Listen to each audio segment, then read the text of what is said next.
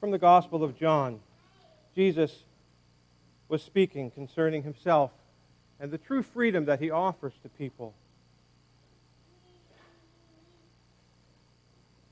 If you abide in my word, you are my disciples indeed. And you shall know the truth, and the truth shall make you free. Those around him answered, say, we are Abraham's descendants. We have never been in bondage to anyone. How can you say, you will make us free? Jesus said, most assuredly, whoever commits sin is a slave of sin. And a slave does not live in the house forever, but a son abides forever. Therefore, if the Son makes you free, you shall be free indeed. Amen. What is true freedom? Everybody sitting in this church, you're free to stand up and walk out if you'd like. There might be consequences. And that's the thing about true freedom, or what you might think is freedom. Consequences follow people who are free. Great responsibility belongs to those who are truly free. And the more mature you become, the more free you can become, but also with a great deal of responsibility. In our recitation, it talks about greater love have nobody having, but one who would lay down their life for their friends, and that the Lord is our friend if we truly follow his commandments. Well, I have a few gifts here, and I wonder if one of these gifts is better than the other one. You don't know what they are. What about this gift? Have any idea what's inside? Anybody want to guess? Well, Julian, that'd be cheating because you saw me put it in there because you live at my house. You want to guess, Rosalie? What do you think is in here?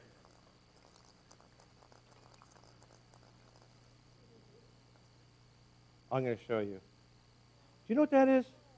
Is there anybody here that doesn't know what that is? It's an egg. It's an egg. Would you like me to give you an egg? Would that be a nice gift? Yeah, that wouldn't be so bad, huh? I'm going to put it right here.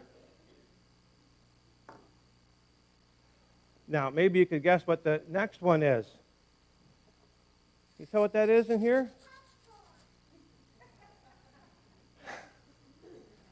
How would you know that?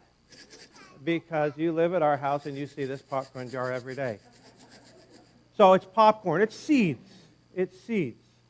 And you might connect something I said earlier in the church service with why I would have the gift of some seeds up here. Now again, people from my house are not allowed to give the answer. What do you think this is? Anybody have any idea? It is a bag, again, from my house. Do you know what this is, Luke?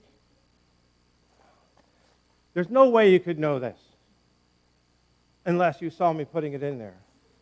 Can you take off the cushiony part, the gold part? Yeah, pull that off. There, the first part of opening up the bag, getting that part off. Oh, is anybody getting any feelings about what this might be?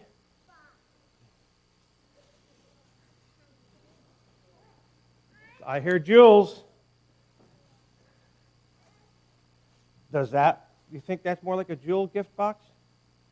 It is. If I put this here, will you make sure that nobody plays with it?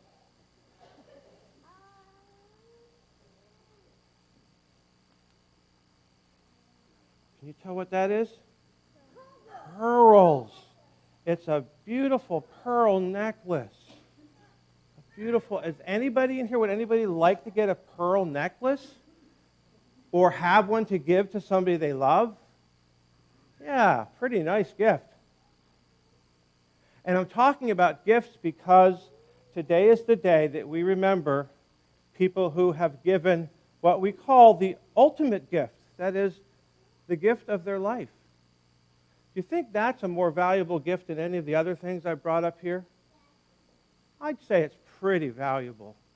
The gift of pearls, you could think about the pearl of great price that Jesus said, a person would give up everything to find that pearl of great price. It stands for the true ideas around who the Lord is and how we can love him. The Lord said, unless a person fights every day and, as it were, has parts of them die, they can't be born again. So the seeds represent something very important as well, of constant fear, anxiety. Us, when we're little, growing up to become mature adults who can truly know the truth, and it's setting them free. So Jesus, talking to his disciples, said to them, nobody has a greater love than to give up their life for their friends. You are my friends if you do whatever I command you. Abide in my love. Do my commandments. The gift of protecting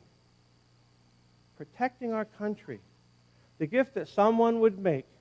And today we especially remember people from 100 years ago, which is the anniversary today.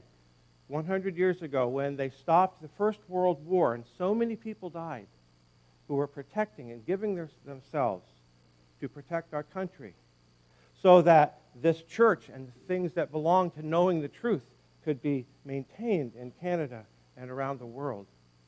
So that the idea of us struggling every day spiritually within us, we can continue to do that because we're in a situation where we can learn the truth and know it. And also and especially the idea of us being able to raise our children and provide for them, that they may be healthy, they may learn the things of the Lord's Word. People are willing to give their lives that we can do the things that we're doing right now today. And today is a time when we stop and we remember them and thank them for that gift. No greater gift can one give but to lay down your life for your friends. Amen.